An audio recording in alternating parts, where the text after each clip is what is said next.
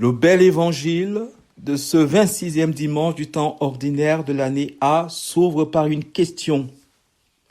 Jésus, par cette question, réclame notre avis, car notre avis pèse, notre avis est très important pour lui, et nous interroge en disant « Tide omindoke,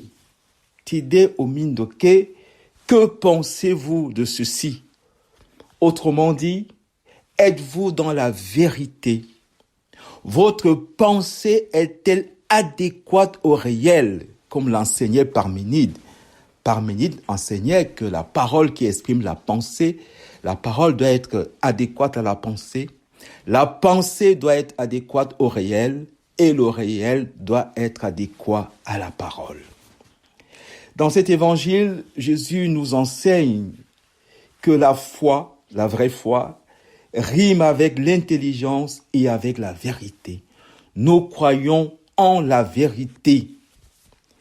Le pape Jean-Paul II, qui avait compris cet aspect très important, très contemplatif de la foi, nous enseignait dans son historique encyclique. La foi et la raison sont comme les deux ailes qui permettent à l'esprit humain de s'élever jusqu'à la contemplation de la vérité. Tide omindoke, êtes-vous dans la vérité? Jean-Paul II également nous rappelait que la foi réclame que son objet soit compris par la raison, et la raison, au sommet de sa recherche, admet comme nécessaire ce que lui présente la foi. Jésus vient dans cet évangile nous rappeler que les hommes ont diminué la vérité. Ce sont les paroles du psaume qui faisaient pleurer Thomas d'Aquin. Thomas d'Aquin pleurait en disant « Les hommes ont diminué la vérité ». Et au cœur de cet évangile, une affirmation solennelle. La voici. Vraiment, en vérité, je vous le dis, les publicains et les prostituées vous précèdent dans le royaume des cieux. En disant en vérité, je vous le déclare, que les prostituées et les publicains vous précèdent dans le royaume, ce qui est le cœur de cet évangile, est-ce une licence octroyée aux prostituées et aux publicains, car ils nous précèdent dans le royaume? Jésus prend-il la permissivité au nom de la miséricorde? Bien sûr que non, nous dit Saint Paul aux Galates, car il dit, Saint Paul aux Galates, nous avons été certes appelés à la liberté, mais que cette liberté ne soit pas un prétexte pour vivre selon la chair.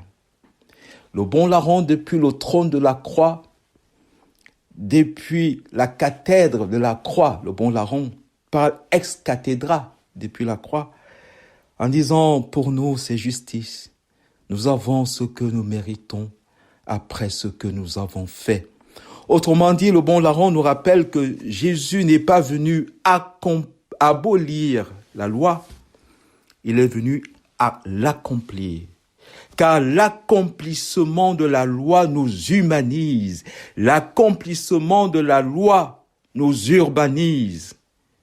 Mais Jésus, en accomplissant la loi, nous a introduits dans la contemplation de la vérité, car la contemplation de la vérité qui est la plénitude de la grâce nous divinise.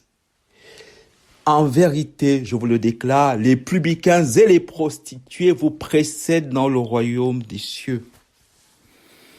Pourquoi les prostituées et les publicains, qui ne sont pas des exemples de vertu, des modèles de vertu, nous précèdent-ils, marchent-ils devant nous, en avant de nous dans le royaume? Il faudrait se rappeler en passant que dans la Bible, les prostituées, la prostitution, comme les taxateurs d'impôts, les pécheurs publics, les publicains, sont l'image du péché, car le péché est, par excellence, l'idolâtrie. À propos de la prostitution, vous savez ce que dit Saint Paul, « Notre corps est le temple de l'esprit, il ne faut donc pas le profaner. » Les prostituées et les publicains ici sont des idolâtres. Ce sont ceux qui ont pris les jouissances de ce monde, y compris les jouissances du corps, comme la possession des biens matériels. Les publicains, ils les ont pris pour des dieux. Il faudrait, pour comprendre ce que Jésus dit ici, faire deux distinctions subtiles. Pourquoi Jésus dit-il que, en vérité, les publicains et les prostituées qui incarnent le péché, c'est la définition par excellence du péché, c'est-à-dire l'idolâtrie. Dans toute la Bible, l'idolâtrie est justement le fait que nous préférons à ce que Dieu nous propose. Nous préférons Dieu qui se propose comme bien au bien dont notre nature humaine est capable. Ça s'appelle tout simplement de l'idolâtrie. Et pour comprendre dans cette grande déclaration, il faut faire deux distinctions subtiles.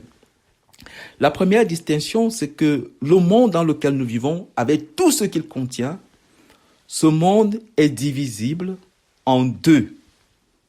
D'une part, il y a le bien, de l'autre côté, il y a le mal. C'est bien ce que le serpent rappelle à Ève. Vous serez comme des dieux, connaissant le bien et le mal. Mais cette distinction, cette division du réel, du monde, en bien et mal, en bon et en mauvais, n'épuise pas le réel. Pourquoi? Parce que tout ce qui est bien pour les uns peut être mal pour les autres. C'est ainsi que, par exemple, que la religion qui est un bien, un grand bien pour les uns, est un mal pour les autres, pour les athées. N'oubliez pas ce que dit Marx. La religion est l'opium du peuple. La prostitution qui est bien pour ceux qui la pratiquent est un mal pour ceux qui veulent se garder propres, pour ceux qui veulent être loin, s'éloigner du mal. Et cette division du réel en bien et en mal n'épuise pas le réel.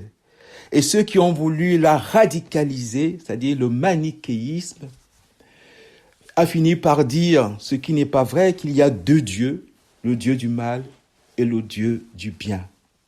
Cette première distinction, bien et mal, n'épuise pas le réel. La prostitution, l'idolâtrie est un bien pour les uns et un mal pour les autres. Jean le Baptiste vient donc à notre secours, lui dont il est question dans cet évangile.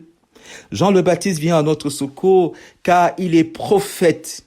Il est prophète de la deuxième distinction. Lui, le plus grand des enfants des hommes, lui dont il est question, dont il est dit dans cet évangile, car Jean est venu vivant selon la justice. Jean est venu nous préparer à travers la justice à accueillir la gratuité absolue de Dieu, à accueillir la foi, à accueillir la vérité. Il y a quelque chose de mahatique dans la préparation que Jean vient nous aider à accomplir pour accueillir la plénitude de la vérité. La mahat, justice, vérité et solidarité. Jean est venu vivant selon la justice. Et la justice que Jean vient nous rappeler qu'il est nécessaire désormais de faire une distinction qui va beaucoup plus loin que la première. Le réel est divisible entre bien et mal, mais cela ne suffit pas, car le mal peut être considéré comme un bien et le bien peut être considéré comme un mal. Et la deuxième distinction, c'est le passage du bien à la finalité. Alors, la finalité est un bien, mais la finalité est un bien qui se suffit à lui-même, qui n'est pas en vue d'un autre bien. Manger est un bien, mais la finalité du fait de manger, c'est la vie. La vie est la finalité du bien qui est mangé. Jean vient donc et il désigne Jésus. C'est là où il y a eu donc le point de bascule. Ce que Jean, qui vit selon la justice, a désigné Jésus comme finalité substantielle en disant « Voici l'agneau de Dieu ».